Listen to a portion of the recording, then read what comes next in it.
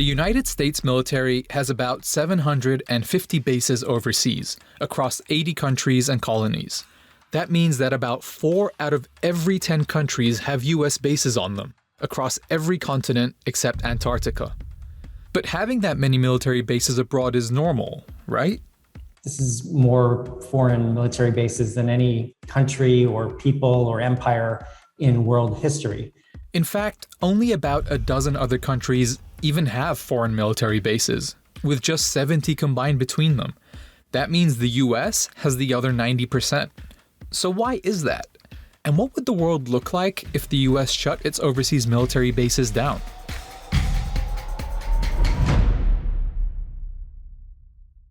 Military bases as we know them today really began popping up during World War II, following the 1940 Destroyers for Bases deal between the US and the UK. Under this deal, the US gave Great Britain 50 World War I naval vessels, known as destroyers, in exchange for 99-year leases and pretty much sovereign power over 8 British bases in the Western Hemisphere. These included Jamaica, the Bahamas, and Trinidad. By 1945, the US was building about 112 foreign bases a month. In the span of only 5 years, the US grew the first empire of bases in the world. This empire of bases strategy hasn't changed since World War II. It was this moment that we see the United States become a new and unprecedented kind of empire, and was indeed a sign of the transferring of imperial power from the British Empire to the US Empire. Meet David Vine. He's a professor of anthropology at American University. He literally wrote the book about military bases abroad. Over the years, he's been researching and compiling a detailed database of all the US bases around the world. His database is so extensive that a few years ago, one of the Pentagon's research groups used his list for reference for their research instead of their own. The fact that researchers working for the Army needed to rely on my list of foreign bases that I've been putting together since 2015 is a really bad sign. It's a bad sign about transparency, but many researchers believe the Pentagon itself, the military itself, they don't know how many bases they have around the world because there's so many damn bases. That brings us to the question at the heart of all this. So what's the purpose of this military presence around the globe? This is a great question. In short, I think empire is part of the answer. And that's why you can't talk about how many bases the United States has without talking about what those bases actually represent. US imperialism. While it's true that US military bases expanded dramatically after World War II, the US actually started exerting its power and influence outside its borders in the early 1800s. In 1823, the United States adopted a cornerstone of its foreign policy, the Monroe Doctrine. This policy opposed European colonization and established the Western Hemisphere as the US's own sphere of influence. This helped lay the groundwork for the US to develop a taste for militarily intervening and invading, like intervening in the Cuban War of Independence in 1898 and occupying Spanish colonies, or engaging in a war with the Filipino revolutionaries just a year after that. Now, obviously, the US didn't stop there. After World War II, the American government both expanded military bases and established itself as a dominant power with the self-proclaimed right to militarily intervene across the globe.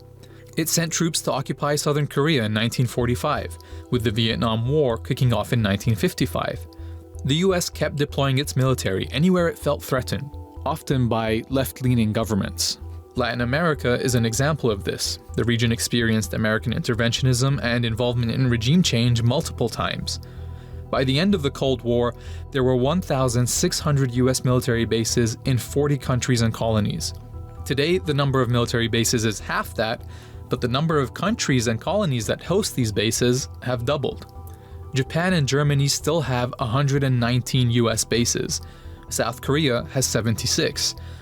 It's important to note, included in these 750 bases outside the US are US territories where citizens don't have the same rights as mainland US citizens, like Guam, Puerto Rico, and American Samoa.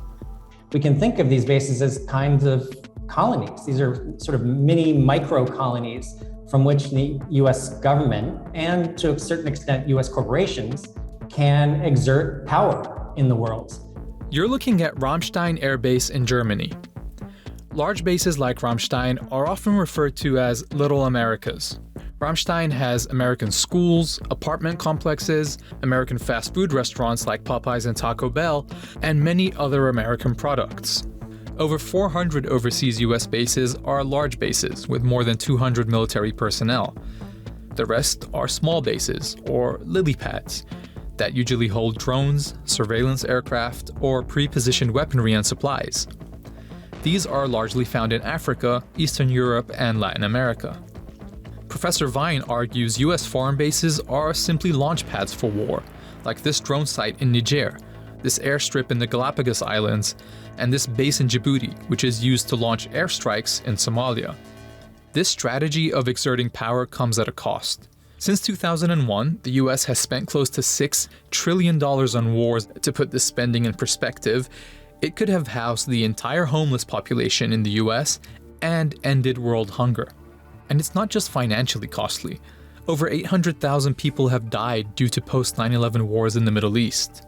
It needs to be dismantled. We need to dismantle the system of war, and we need to dismantle the power of the military-industrial complex. And unless we do, we are in deep, deep trouble, because I most of all fear the United States will end up in even more catastrophic wars than the catastrophic wars that we have been waging since 2001. This brings up the looming possibility of a new war with China over Taiwan. US troops have been secretly training military forces in Taiwan, even though the US formally recognizes Taiwan as part of China. Future wars should be simply unthinkable for our nation. There is widespread belief that anything the US military does in the world must be good and must be protecting the United States and protecting people around the world. And unfortunately, the opposite has all too frequently been the case. And that is part of a bigger problem. US foreign bases have displaced millions of people. For example, Diego Garcia. Diego Garcia is a US base in the middle of the Indian Ocean. The US government conspired with the UK to illegally remove the entire local population in order to build the base. On top of that, many people in other host countries have consistently protested the presence of the US military. In Shannon, Ireland, residents have been protesting to halt the US military's use of Shannon Airport to transport arms. In 2009, the president of Ecuador refused to renew the license for a US base, stating the US military had too much control in his country. Mire, si quiere, yo lo renuevo con una condición, que me permitan poner una base militar ecuatoriana aquí en Nueva York. No hay ningún problema en tener bases extranjeras, entonces vamos a llegar a un acuerdo. Now, contrary to what the Pentagon portrays, closing overseas bases is relatively easy because Congress doesn't need to be involved in the closures. Previous presidents have done it. Both Bushes and Bill Clinton closed hundreds of bases in Europe and Asia in the 90s and 2000s. This means the Biden administration could easily close hundreds of unnecessary military bases abroad, if it wanted to, that is. But it's not just a matter of closing a few bases, it's about questioning the role the United States plays in global politics, and how it uses its military force to get what it wants.